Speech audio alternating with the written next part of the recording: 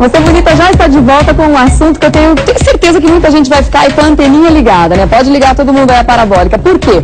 Tá começando a esquentar, apesar da gente ainda estar no inverno, né? A primavera daqui a pouco tá aí, tá batendo na porta já. E muita gente já começa a pensar, o que eu vou fazer para entrar em forma? Verão tá chegando, ai meu Deus, aí começa, né, aquela correria, aquela corrida das academias, né, e um estilo de vida mais saudável, né, que eu espero que todo mundo a partir de agora comece sim a incluir isso no seu dia a dia. E é claro que a alimentação, além do exercício físico, tem um papel importantíssimo nessa retomada, né, e a gente vai conversar sobre isso agora com o Hélio Osmo, que é nutrólogo, tudo bem? Tudo bem. Seja bem-vindo a Você Bonita. Obrigado. Prazer receber o senhor aqui. Prazer, amigo. A gente vai falar principalmente para que as pessoas atentem para a alimentação durante o exercício físico, porque eu acredito que isso tem uma relação muito próxima, né? Quando a gente tem um exercício aliado a uma boa alimentação, o resultado é outro, com certeza, né? Exatamente. Hoje em dia, a nutrição e o exercício físico são aliados, né? Então, a preocupação em você ter uma alimentação adequada para o exercício que você está exercendo é importantíssimo, né? Seja ele de manhã, na hora do almoço, à noite, o mais importante é que você esteja preparado para a energia que você vai gastar durante o exercício físico. É importante o tipo de alimento que a gente vai ingerir? Ele tem que variar de acordo com o tipo de resultado que eu estou buscando ou o tipo de exercício que eu vou fazer? Exatamente. Em primeiro lugar, a gente precisa se preocupar em não estar em jejum. Tá? E a primeira preocupação é com a hidratação. A pessoa tem que estar adequadamente hidratada antes do exercício, porque o dispêndio de calorias nesse momento é muito grande. No segundo momento, o nutriente que mais vai ser gasto durante o exercício físico é o açúcar ou o carboidrato.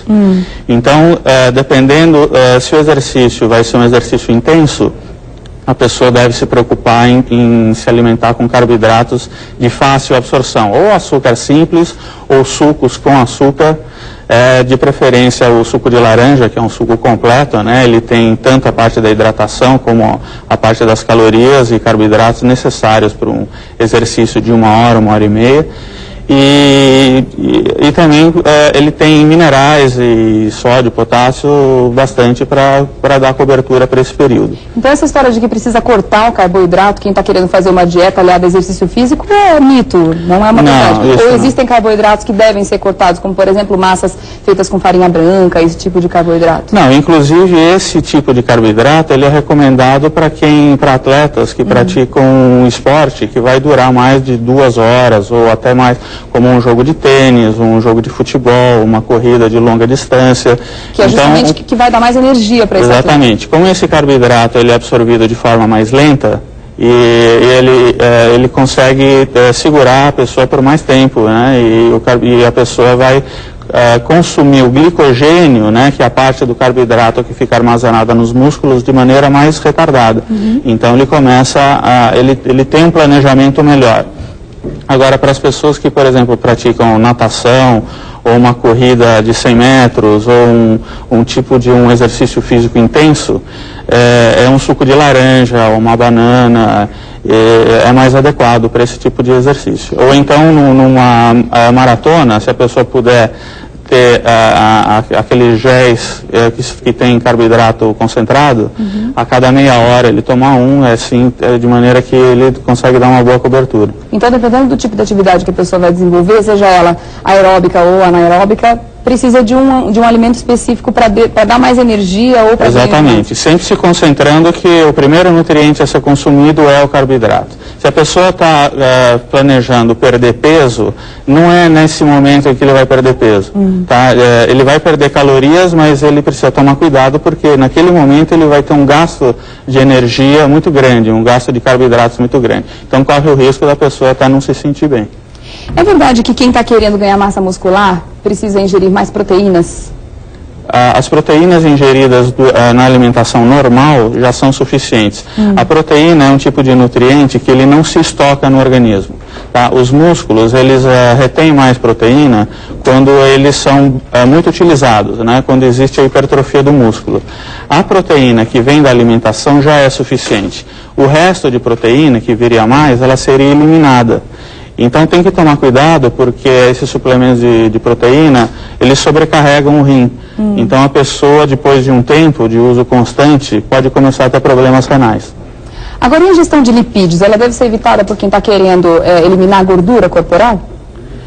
A ingestão de lipídios, ela não deve ser utilizada antes, principalmente antes da prática esportiva, porque a absorção de lipídios ela é mais demorada e é como se o organismo desse preferência para a absorção intestinal e o intestino como se roubasse o sangue dos músculos.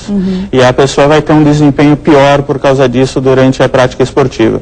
Então a ingestão de lipídios deve ser evitada antes da prática esportiva. Tá, principalmente nesse Quais são os alimentos que são ricos em lipídios que devem ser evitados? São as gorduras em geral, as sobremesas, né? As sobremesas têm mais lipídio do que carboidrato, as carnes têm bastante gordura. Certo. Então a pessoa tem que ficar atenta antes de fazer um exercício físico, que ela não pode estar em jejum, mas ela também não pode fazer a ingestão de alimentos muito próximo a esse momento de fazer o exercício, porque isso pode, de repente, causar um desconforto para ela, principalmente se ela sofrer de refluxos, né? Quanto tempo antes do exercício que a gente precisa, o máximo, meia hora, 1 hora antes do exercício? Não, se a pessoa for se alimentar de líquidos, como uma água de coco ou com suco de laranja, não há problema nenhum. Mas alimentar refeições maiores, o ideal é 1h30, 2 horas antes. Tá, uma última pergunta. Você falou sobre a ingestão de líquidos, né? No caso das pessoas que têm uma atividade física normal, que não é um atleta que vai de repente participar de uma competição, a bebida isotônica, ela pode ser utilizada ou é mais importante que ela fique realmente com a água e os isotônicos deixem para os atletas de grande desempenho? Não, a água de coco seria o ideal, né? Se a água de coco ela é completa para essa situação, é de fácil acesso, todo mundo tem, hoje em dia a água de coco ela é vendida em supermercados ou mesmo nas academias. Ela tem a composição ideal para a prática esportiva quando a preocupação é só a hidratação, né? Quando tiver também a necessidade de carboidratos, né? Um suco de laranja ele seria o mais completo. Ok.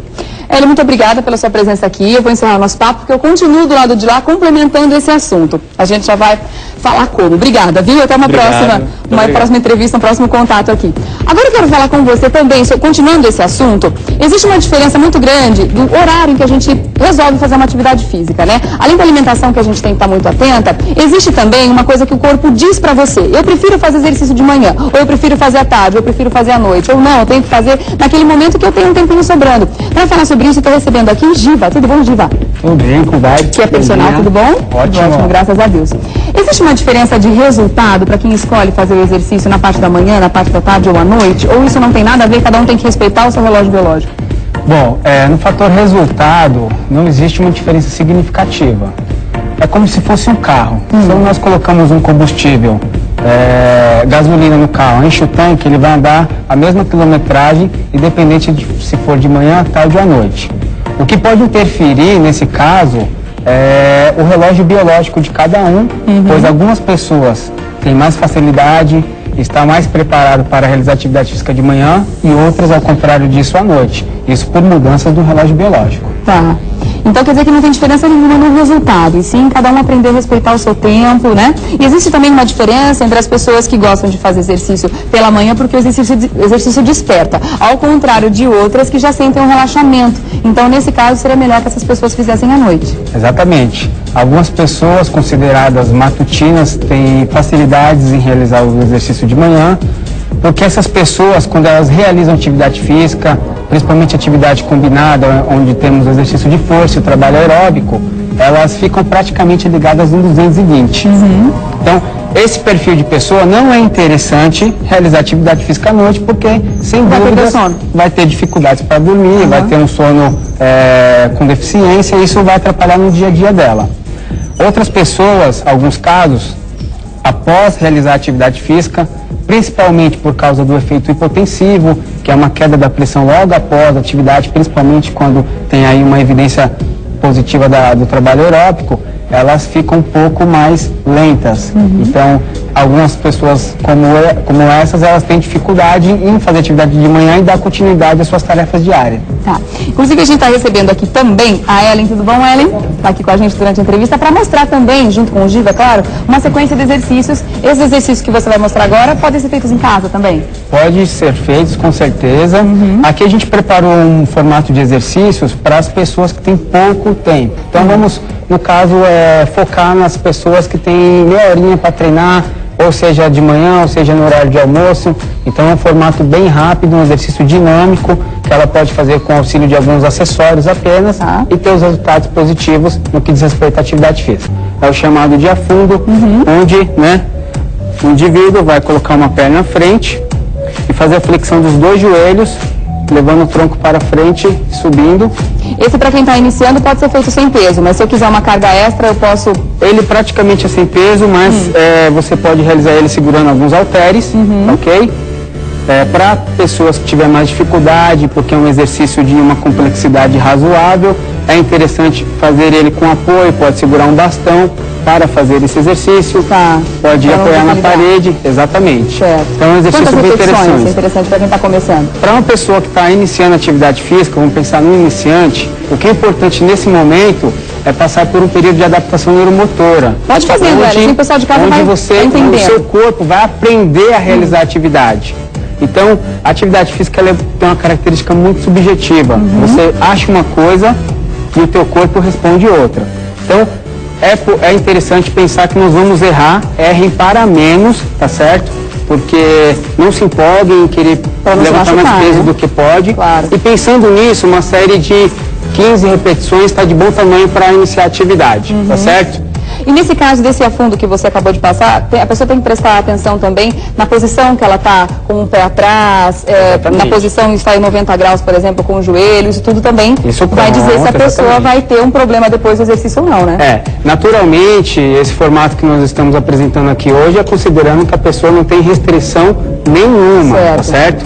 E quando a gente pensa na prescrição da atividade, é importante fazer um levantamento desses dados, passar por uma avaliação física, ter um mínimo de orientação também específica para poder minimizar os riscos e garantir os resultados. Tá, vamos lá, segunda sequência. Segunda sequência vai ser um exercício para trabalhar em específico a musculatura posterior da coxa, onde a pessoa pode realizar com apoio, tá certo? E vai fazer esse movimento, um movimento que nesse caso é interessante com apoio, mas com uso de caneleiras, para realmente intensificar a atividade. Esse exercício trabalha em específico a musculatura posterior da coxa. Como nossa modelo aqui tem muito equilíbrio, ela consegue fazer isso sem ela não precisa de apoio nenhum. Tá certo? Mas você aí de casa vale a pena usar algum apoio, pode apoiar numa bola também, aquela bola suíça, aquela bola de pilates, para facilitar o desenvolvimento da atividade. E com isso a gente finaliza um trabalho rápido para a musculatura inferior das pernas. Nós temos de fazer um só de abdômen, diretora, rapidinho, 1 minuto. Um só de abdômen, então. Abdominal. A gente já trabalhou perna, um pouquinho do glúteo, agora vamos mostrar um abdômen, então, para você fazer em casa. Muito bem. O abdominal pode ser feito com as pernas levantadas, ângulo de 90 graus. A pessoa ela vai colocar a mão na nuca, tá? O fato de colocar a mão na nuca é simplesmente para aliviar a tensão na região cervical.